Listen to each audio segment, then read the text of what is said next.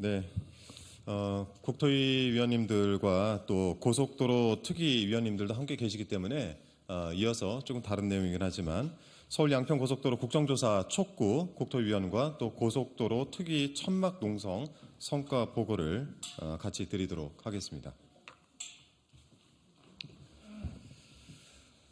네, 국토위 위원 더불어민주당 한준호 의원입니다.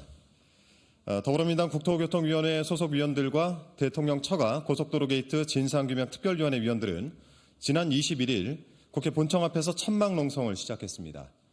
서울 양평고속도로 종점 변경 특혜 의혹에 대한 국정조사를 조속히 착수할 것을 촉구하는 농성이었습니다.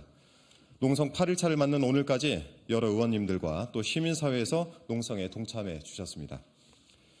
그동안 더불어민주당은 서울 양평 고속도로와 해병대 최상병 사망 사건, 오송 참사 등 이 3개 사안에 대해서 국정조사를 추진해 왔습니다. 오늘부터 민주당은 국정조사 특별위원회를 꾸리기 위한 본격적인 작업에 들어갑니다. 민주당은 국정특위 위원 명단 작성을 완료를 했고 내일 중으로 제출을 할 계획입니다. 지난 8일간의 천막 농성이 이론의 성과라고 생각을 합니다. 농성에 참석해 주신 의원님들께서 민주당 원내 지도부의 국정조사의 필요성과 조속한 착수를 피력해 주셨고 또 원내 지도부에서도 그 요구를 동력으로 삼아 국조특위를 구성하게 된 것입니다. 아직 가야 할 길은 좀 멉니다. 이번 농성 기간 동안 농성 참여 의원들은 김진표 국회의장과의 면담을 추진했지만 성사되지 못했습니다. 국정조사 요구서가 제출되면 그 요구서를 지체 없이 국회에 보고하고 특위를 구성하는 것은 국회의장으로서 반드시 해야 하는 의무입니다. 그 의무를 조속히 이행해 줄 것을 요청드리고자 면담을 청해봤지만 국회의장은 면담에 끝내 응하지 않았습니다. 서울 양평고속도로 국정조사는 국민의 요구인 만큼 국회의장으로서 중개와 협상에 적극 나서주실 것을 촉구드립니다. 여당인 국민의힘은 국정조사를 사실상 거부하고 있습니다. 서울 양평 고속도로와 관련된 대통령 처가 특혜 의혹을 규명해내야 하는 가장 큰 책임은 국민의힘에 있습니다. 한동훈 비대위원장은 지난 26일 취임사를 통해서 상식적인 사람들이 어려운 현실을 맞이했다라고 했습니다.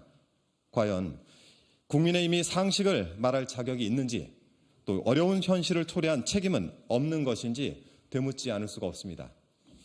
서울 양평 고속도로 종점 변경 과정은 전혀 상식적이지 않았습니다. 문제없이 추진되던 양서면 종점안이 하루아침에 강상면으로 바뀌고 그 변경안 일대 김건희 여사 일가의 땅이 있었습니다. 이 모든 것이 상식적이지 않기에 국민께서 의혹을 제기하고 계신 것입니다.